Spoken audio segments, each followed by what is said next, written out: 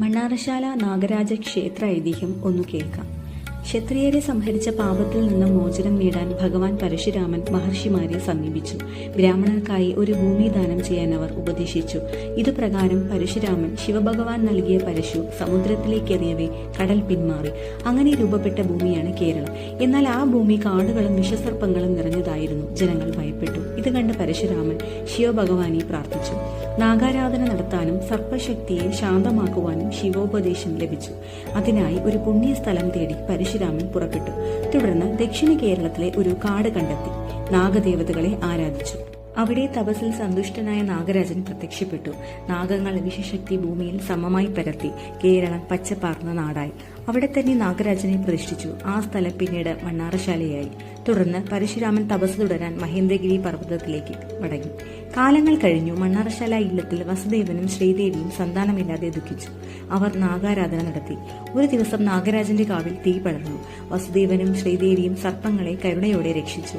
നെയ്, തേൻ, എണ്ണ, ചന്ദനം എന്നിവ ചേർത്ത് മുറിവുകളിൽ പുരട്ടി വൃക്ഷത്തണൽ കിടത്തി സംരക്ഷിച്ചു. ഭക്തിയിൽ സന്തുഷ്ടനായ നാഗരാജൻ പറഞ്ഞു, ഞാൻ നിങ്ങളുടെ മകനായി ജനിക്കും. നാഗരാജന്റെ അനുഗ്രഹത്തോടെ ദമ്പതികൾക്ക് ഇരട്ട സന്താനം ലഭിച്ചു. ദമ്പതികൾക്ക് ജനിച്ചത് ഒരു 5 തല സർപ്പശിശുവും ഒരു മനുഷ്യ ശിശുവുമായിരുന്നു. നാഗശിശു ദൈവിക സ്വഭാവമുള്ളവനായിരുന്നു. യൗവനപ്രാപ്തിയായപ്പോൾ തന്റെ അവതാര ലക്ഷ്യം പൂർത്തിയായെന്ന് തിരിച്ചറിഞ്ഞ നാഗരാജൻ അമ്മയോട് പറഞ്ഞു, ഞാൻ ഇവിടെ തന്നെ വസിച്ച് ഭക്തരെ അനുഗ്രഹിക്കും. ശേഷം ഭൂഗർഭത്തിൽ പ്രവേശിച്ചു അപ്രത്യക്ഷനായി. ഇന്നും മണ്ണാറശാലയിൽ നാഗരാജൻ തപസ്സിലാണ് എന്നാണ് വിശ്വാസം. മണ്ണാറശാലയിൽ പൂജാരിണി മണ്ണാറശാല അമ്മ എന്നറിയപ്പെടുന്നു. മണ്ണാറശാല ഇല്ലത്തിലെ മൂത്ത സ്ത്രീയാണ് സാധാരണയായി പൂജാരിണിയാകുന്നത്. ഐശ്വര്യത്തിനും സന്താനത്തിനും ആയിരങ്ങൾ എത്തുന്ന പുണ്യസ്ഥലമാണിത്. കന്നിമാസത്തിലെ ആയില്യം മണ്ണാറശാലയിലെ വലിയ ഉത്സവമാണ്. മണ്ണാറശാല നാഗരാജ ക്ഷേത്രത്തിലെ പ്രധാന വഴിപാടുകൾ ഇവയാണ്.